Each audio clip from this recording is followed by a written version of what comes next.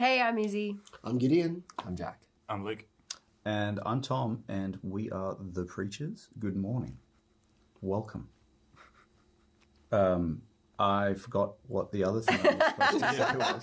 We're going to be playing you a lot of videos. That's why we're here. What are we're we on the doing? Rage Yeah. Couch. What are we doing? Remember? I've seen this place Wake before. up. Psh, psh. This is great. This is heaven, Tom. This is it. Ooh. That's what it is. Yeah, we can't wait to play you some of our favourite videos and Show you some of ours. talk about them for ridiculously long periods of time. While you have a bowl of cereal. How much time you got? Or rock your baby to sleep. Hope you enjoy. This next video is by Morat and it's called Horses. She is, I think, one of the best songwriters that we have in the country at the moment. I love the track that she released a couple of months ago as well, Hocus Pocus.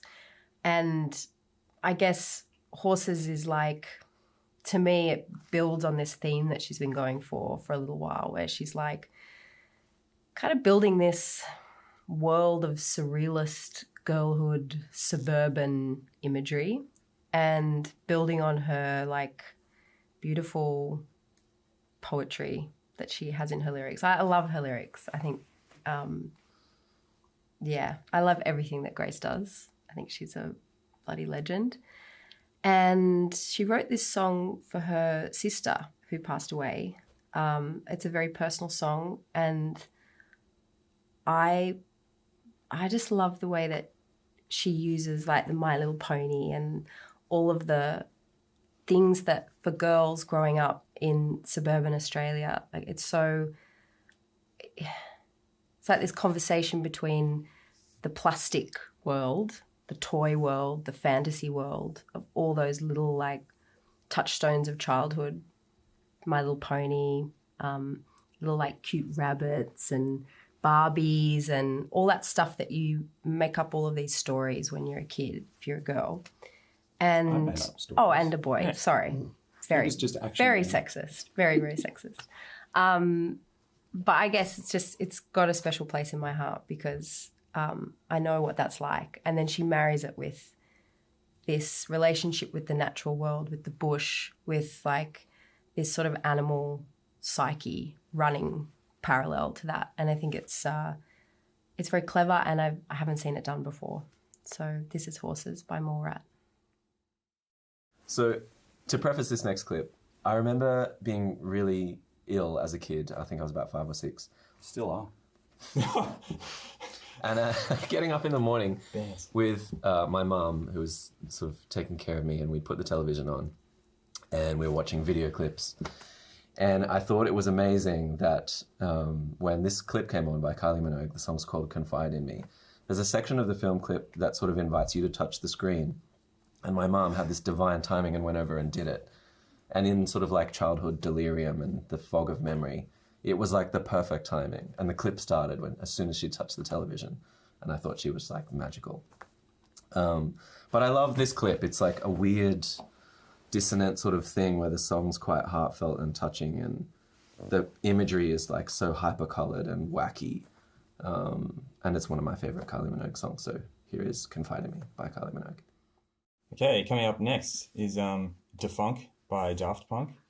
It's a pretty nostalgic clip for me. I'm pretty sure I used to watch this on Rage a lot. It'd be on pretty late at night. I could never sleep. Don't really remember when it came out, but it's that clip that has the guy that's dressed up as a dog, and they shot it in New York City. And They shot the dog?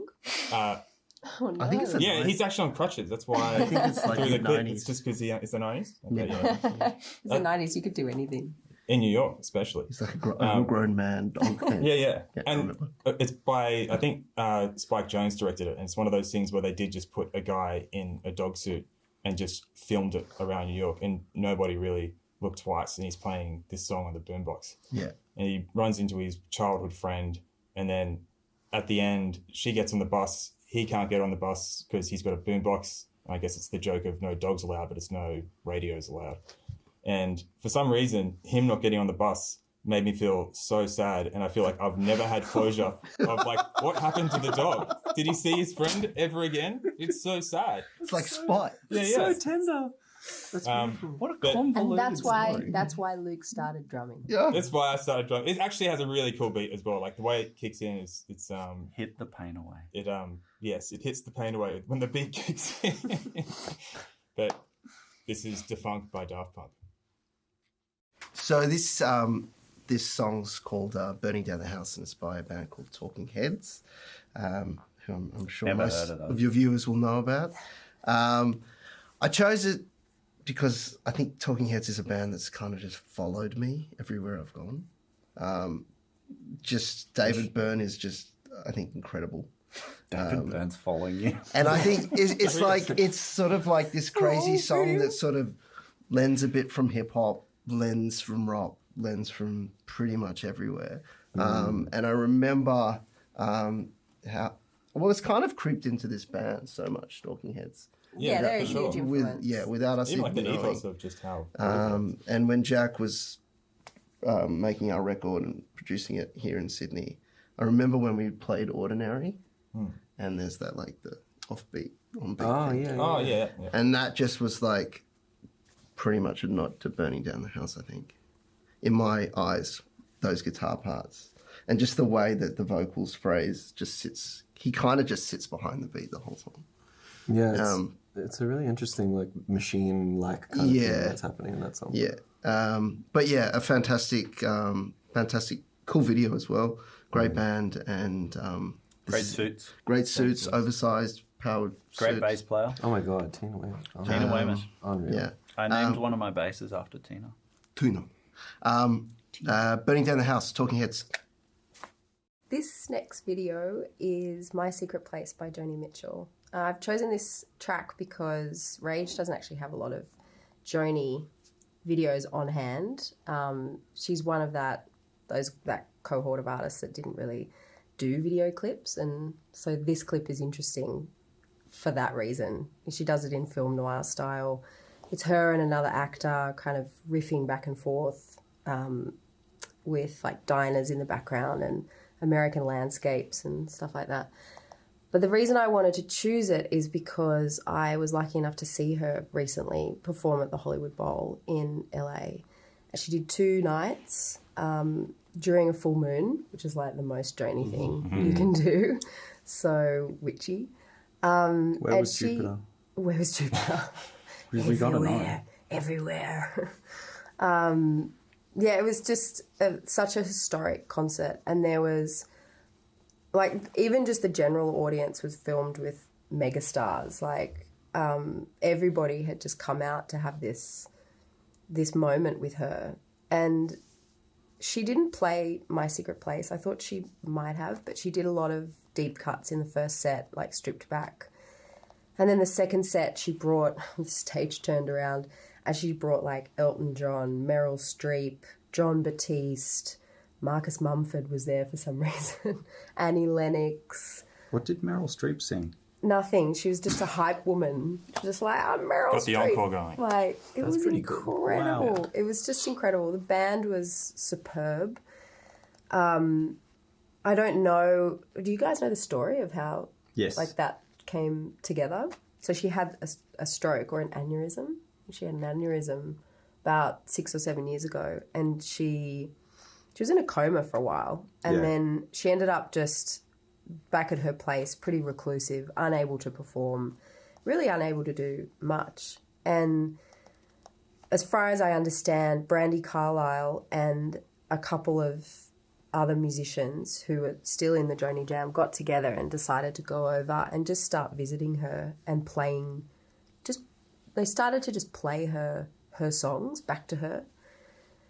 And apparently this happened for like a couple of years, and she started to get better and better and better, and eventually she started actually singing, and her voice came back and she started to remember the songs, and so it was like this really slow music therapy rehabilitation. And then finally they did a performance at the Newport Jazz Festival, and then the Grammys performance, and finally these shows. And it was just like everybody has such a personal relationship with Joni as well, because she's not one of those artists that like you go and like you dance to and you kind of party with your friends or you put on in the car when you're driving. It's this music that you listen to and have a really emotional, private experience with. And so it was just wild at the show because you could see people had come on their own and everybody was just crying, having this one-on-one experience with her and the music.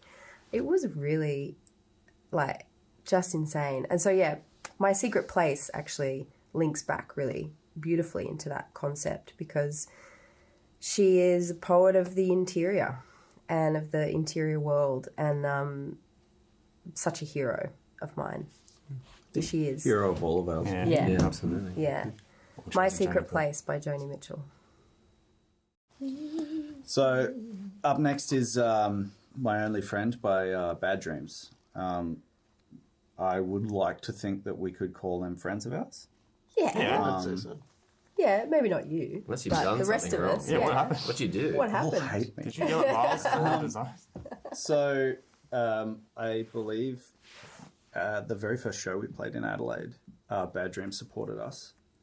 And At Rocket Bar. At Rocket Bar, which I don't know if it's there anymore. And you got and these guys all went off to get dinner, and I watched their whole set. And I Did fell you? in. I sure did. Oh. And I fell in love with them. I caught a bit. You caught a slice. I caught a slice. Not the whole thing. It's very rich. I had a band called the Very Shiny rich. Brights before that. That's when I met them. It was years ago. Yeah, but Gaelic we're pub. talking about Bad Dreams. Yeah, same people. I knew them longer. So anyway, you weren't there, dude. Yeah, I fell in love with the baddies, as we call them, because I think they tapped into something that I was feeling at the time and still feel every now and again about angry young men and not knowing what to do with their anger and their emotions, basically, across the board. And the funny thing is that around that time and further into their career, you know, their shows would just devolve into this carnal mess Cacophony of just shirtless men. I don't want to call their audience morons, but something happens to a group of young men. I went to see them at Good God. I think you were with me, and that moment of like violence erupting, but not in a Yeah. threatening way. This sense that it was something was happening to the cathartic. audience. Yeah, catharsis. Yeah. It's providing a safe space for them to experience that. I know, and but to have but it out. it was The sort power of the mosh. I sort of standing back from it, I could see like in the chaos that a lot of the people there didn't quite get that they were behaving in a way that the song was trying to deal with. And I spoke to Ben a couple of times about it, and he was like, yeah, you know, your audience is your audience. You can't pick them. But yeah, I don't think anyone since has actually come close to sort of tapping into that emotion of being an angry young man and not knowing what to do about it. And I don't think this song is specifically about that, but there's some sort of thread, like a sting of emotion through this song that I think comes from that place. And a lot of their songs, actually. Frustration Yeah, it's like and this. grief. They're also a band that have always been like self-aware and self-reflective Yeah. in their Australianness and the dark masculinity that exists in the country that's sort of simmering away. I think that's what you're Yeah. trying to say. Yeah, you know, and in that sense, they've always been a political band, and we. Oh, you totally. know, Totally, definitely. Yeah. we like to think of ourselves as a Apolitical. political dance band. Apolitical. Political. You said apolitical, and I said Apolitical? political. Lol. Singular. That's Somewhere so in bad. between. That's the Preachers in a nutshell. Somewhere Yeah. in between apolitical and political exists Everybody us dance. in that lovely little gulch of Anyway. This is It sounds so made up. this is My Only Friend by Bad Dreams. Love you, baddies. This song is a childhood favourite of mine. It's by a singer who's He's just a guy. He's just An old guy, I think. just a from guy. no, he's more than that. He's actually like when you watch him live, he's an animal. Iggy Pop. He's fantastic. He's like He's fantastic. Highly recommend. highly recommend. You can get over the He's wrinkles. not rich. You can have plenty of him. But this song's called Lust for Life, and I remember when I was a kid and my brother put on Trainspotting and I didn't quite understand the movie. I probably shouldn't have been watching it at my age. But this song came on and Ewan McGregor's running down the street. Yeah. He's being chased by the bus. And the sound of this record particularly, like the original one, Big honky drums. the honky drums and that bass line and everything, and just took me down a rabbit hole. But fantastic song, Iggy Pop, huge inspiration. So Lust for Life by Iggy Pop. Jet, are you going to be my girl? There you I think go. Alan Here it is, Partridge guys. intros him as Screaming Lunatic. Oh, Screaming Yeah. Lunatic. Okay, there you go. Hey guys, we're the Preachers. Thanks for joining us this morning. We've been playing you our favourite music videos from across the world, across decades, space and time. Join us tonight. We're going to be doing more of the same and playing some of our own music videos. Right now, we're going to throw you to a live and reimagined version of Is This How You Feel that we cut over a couple of days at Golden Retriever Studios in Sydney. Hope you enjoy it. Hey, I'm Izzy, and we're the Preachers, and we're going to be playing all our favourite videos over the next couple of hours for you guys. We've got some Joni Mitchell, some Mallrat, some Iggy Pop, some Bad Dreams, some other things. Eves Tamor. Did you want to say something, Joe? Some William Crichton. Some William Crichton, some Daft Punk, all good stuff. It's coming to you. Just getting in from the pub. Yeah, getting home from work, putting your baby to sleep. Just want to grab it. relax for a couple of hours. Just grab Let it. us Yeah. take care of you. On the couch. Come, my child. Come with us. This next clip is by, in my opinion, one of Australia's best groups to come out of the last however long after us. And Yeah. did you play GTA 5? Yes. Okay, so this film clip is by Amyl and the Sniffers. It's a song called You Should Not Be Doing That, and it features an actor whose name is Stephen Ogg. Oh, Yeah. that's So if you've right. ever played GTA 5, you'll know this character. He's dressed up like a lad. The exchange between him and Amy is just magnificent. And I think any song that takes a smear and turns it into a really tooty kind of clapback is a win. So this is You Should Not Be Doing That by Amyl and the Sniffers. This next song is This Is Magic by William Crichton. He's like a brother to me. Love Will. I've actually played on this album that this song is on, but not this particular one. This is featuring his whole family in the clip, on the song, and it's got some wild stuff in there. His actual brother Luke is on a lawnmower driving down Cessnock. The whole clip is based in Cessnock. It's got some amazing things in the clip. Someone real awesome and crazy doing bingo in, I think it's bingo somewhere. You'll see it. But it's also featuring William Barton on Didgeridoo, who's just an absolute treasure of a guy and to the country. So hope you enjoy the clip. This is Magic by William Crichton. Up next is Dance Hall Days by Wang Chung. Strange name for a band, maybe you might say. I did try and figure out why and what it means, and it turns out that it is the name for the second note in the Chinese musical scale, which is kind of cool.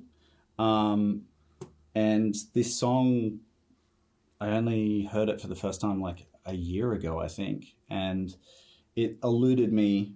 I heard snippets of it on the radio and passing by places it was playing, and I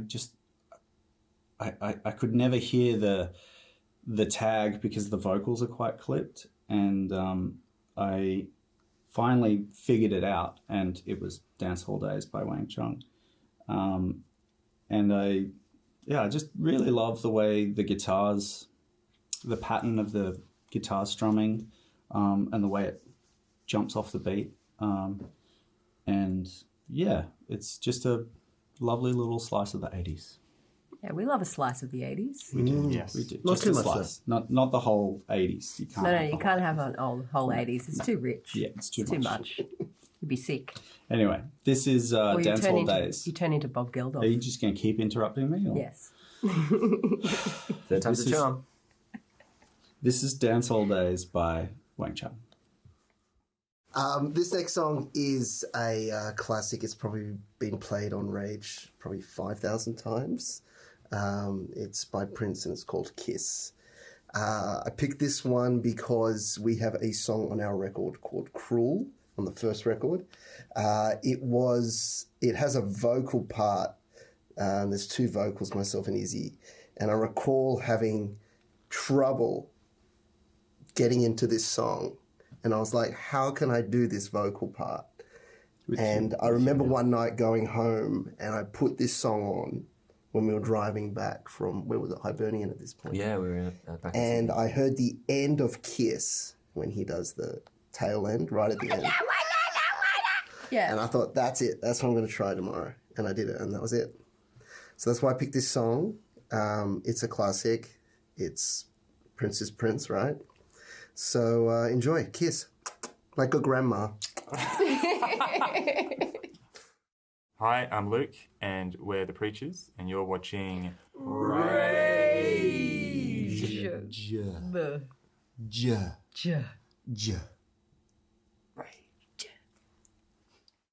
Up next is Don't You Ever by Spoon. Spoon, of course, featuring the great Jim Eno on drums, who produced our first album. I believe, actually, Izzy, you introduced Jack and I to Spoon. Jack was kind of cooler than me. He That might have is known about absolutely them before. a lie. No, I think I would it's not have true. done that. No, you did. No, because Izzy didn't like this record for a while. Me and Jack talked about Cherry Bomb, the song for You guys were and obsessed. you put it on a with mixtape this. for me, and I was obsessed with Alright. that from then on. I like spoons, like Right. to eat with. Forget, I don't know what I'm Probably talking would've about, but Yeah. do you mind? So it ended up on a mix CD that someone gave me, and it lived in my car for probably like 2 years, 3 years. This is like way before we were getting anywhere with the band. But Jim produced this record. Jim produced our record, not in the same place, but with a lot of the same mojo that you'll hear. And it was always, I don't know, it always just got me. In the intro, you can hear all this sort of like background chatter, and you can hear Brett Daniel saying, Daniel or Daniels? Brett Daniels. Nobody Daniels? Multiple Daniels. Multiple Daniels. Daniel, plural. You can hear him say, record that, Jim. I think they were trying to get... Brett could hear like this strange accidental delay on his... in his cans, and he was trying to get Jim to see if he could record the talkback circuit onto the record. So you hear all this like weird like da-da. Record that, Jim. Jim, can you record that? And we always say it, always. And yeah, so we were in the studio and pretty much sent Jim mad, just being like, hey, that sounds good. Jim, record that. Record that, Jim. Record that, Jim. Record that. And he never, ever found it funny once. And he didn't know what top to tail meant. Oh, No, he didn't know what top to tell We meant definitely either. taught Yeah. Jim some stuff. And But maybe- that doesn't have Some much to do isms. with Yeah. Don't You Ever by Spoon, which is coming up next. This next clip is Jackie by Yves Tumor, who is one of my favorite artists. One that I find challenging and arresting, and this film clip kind of comes from that sort of explosive place of, I guess, trying to express difficult things, but also trying to, I don't know, Do it beautifully. do it with some gorgeous and like horrifying beauty that are being held in strange friction. which is a lot of what I really appreciate about Yves Tumor's work in general. Yeah. It's really, it's pretty scary sci-fi out there stuff. And anybody who can rock a guitar like that is an inspiration to me as a guitar player. So here is Jackie by Yves Tumor. Hey, you're up late with us. We're the Preachers, and you're watching Rage. Okay, coming up next is The New Pollution by Beck. I chose this because Beck was all I think I listened to during a time when we were in LA recording at a studio called The Bank, and we're doing our first EP there, the Shaking Hands EP. And it's actually owned by two people, and one of them is Joey Waronker, who plays with Beck.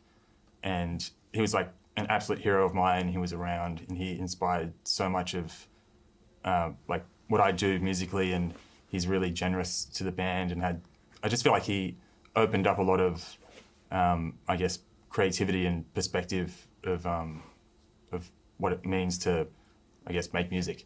But I do remember we all just kind of listened a lot in at that time. The Odelay record. Yeah. We were burning a hole in the stereo with this record. Yeah. On tours and everywhere we went, it was just everywhere. Yeah. It just, I think, informed a lot. And just like, I mean, anyone seeing the Get Back doco and just seeing the band stuff around playing every other song that's not theirs, I feel like we did a lot of that with this particular song. Like Jack and I would always play the groove in the studio at Hibernian. Yeah, there's lots of like. Oh, it's a dun dun dun dun dun Yeah. dun dun. Yeah. Oh, yeah. That's the one. Sorry, I'm a top liner. Yeah, top line. I know. Yeah. What are the bass and drums doing? Yeah, don't care. Yeah. Enough. I couldn't tell you. But yeah, this was. I just felt like it represented a lot of what we were about at a certain time, and here it is, The New Pollution by Beck. Hey, I'm Gideon. We're the Preachers, and you're watching Rage. G'day, Australia. I'm Tom. We're the Preachers. You're watching Rage.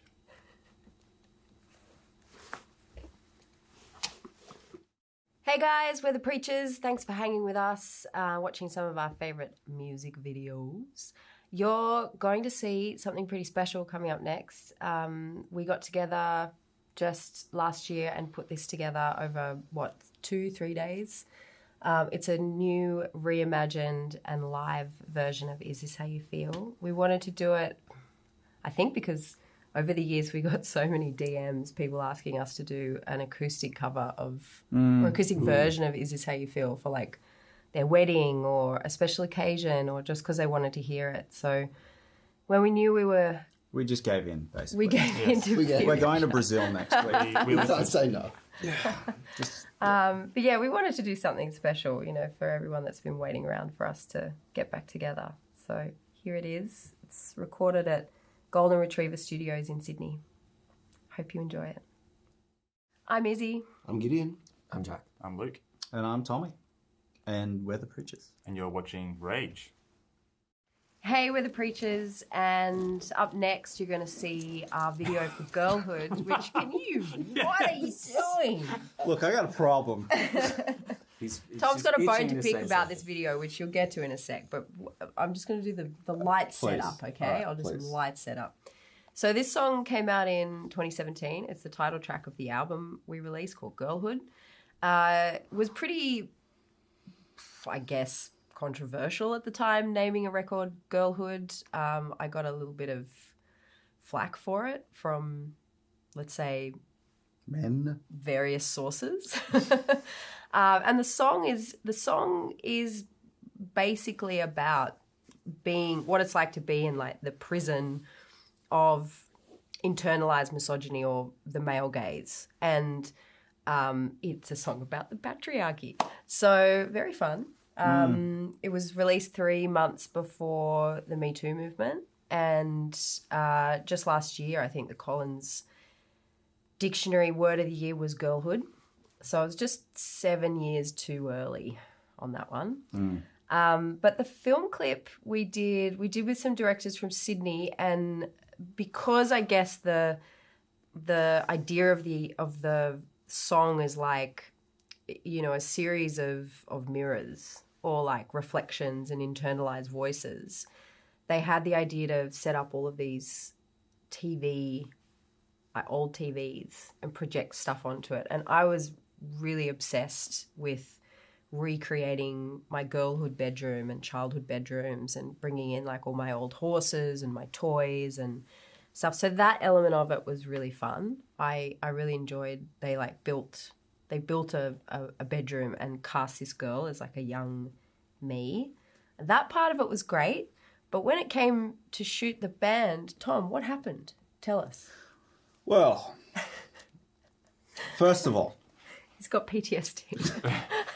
this huge cross erected out of TVs. The cross was great. Which was cool. And Izzy was beautifully lit. The lighting, let me just tell you, Spent all the money on lighting me. The lighting was just gorgeous. And there was one of those dolly systems for the camera to, you'll see it, spin around this erected cross with the video footage. And Izzy's there, gorgeous, beautiful. And the four of us were just standing in the dark. That's why I don't remember this. Yeah, I was like, I can't picture this at all. Yeah. So unfortunately, there's a lot of me and this other girl in the clip, but not a lot of the rest of the band. Gideon's not there because he wasn't there. blacked out. He was blacked out. I was blacked out. Yeah. Can we edit it we with could a just little say you were. picture They of would him, know. like not here on the day, In just absentia. in the top Where did corner we of the film it? Was video? it like Trackhouse or something? Anyway, we hope you enjoy this video of this great song. Love the song. It's called Girlhood. Hey, we're the Preachers. You're watching Rage. The next video you're going to see is for our song called Yanada.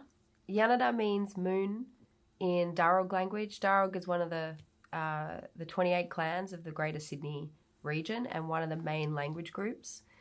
We began writing this song in 2016 when we were writing our second record, Girlhood. And I was really inspired by and interested in what it might mean to write in and sing in Indigenous language. And if that was, appropriate or like, could I do it? Who would we talk to?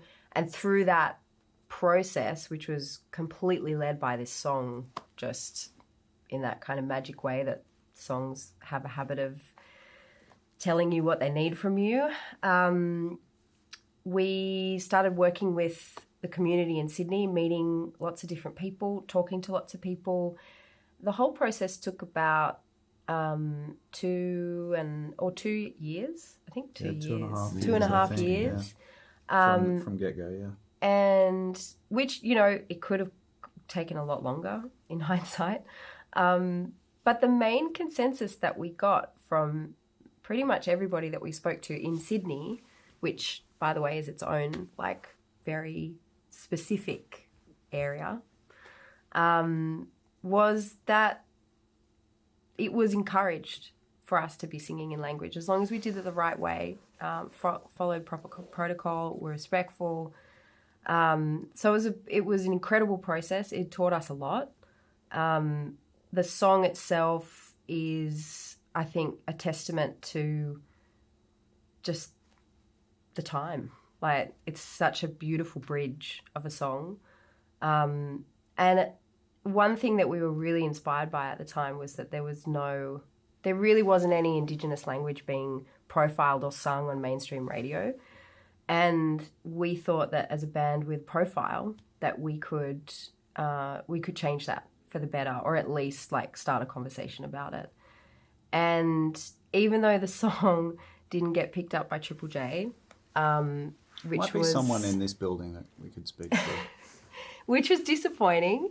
It did. I do believe it did start that conversation, and since then, and since the Black Lives Matter movement, there is so much more awareness, and now we're getting Indigenous people singing in their own languages, which is exactly how it should be, and the inclusivity, and I guess accessibility of Indigenous language has been so advanced since then. Even the daycare that I take my 3-year-old daughter to, they have signs up saying, Warami means hi in Gadigal. They have They have the acknowledgements to country. They have those little bits of language that are just worked into the kids' daily lives. And it makes a real difference, because when you learn another person and another culture's language, you can walk in their shoes a little bit, and you can understand them and respect them. And this whole process, as challenging and as times problematic as it was, has created this song that means so much to so many people and has a life of its own. I remember doing the video clip for this. Yeah, I almost drowned. They put us all in the couldn't pool. hold my breath for very long. So we were weighted. You'll see underwater. Weighted so we didn't just float up. And they had put dry ice in the pool to create the bubbles and the smoke, or the fog on the water. And what no one really sort of clued into is that's just carbon dioxide, and Filling the water. and it's a little bit heavier than air. So we're weighted, and in between takes of trying to stay underwater, It's really hard. with diving belts on, we'd go up, and you want to get a nice big lungful of air, and there's just no oxygen in the top few inches of air around on top of the water. So it got pretty dicey there a few times. And I was like, guys, hello, I literally cannot breathe. Can someone throw me a pool noodle? Yeah, fully. But yeah, looks awesome. Hi, I'm Jack, and we are the Preachers, and you are watching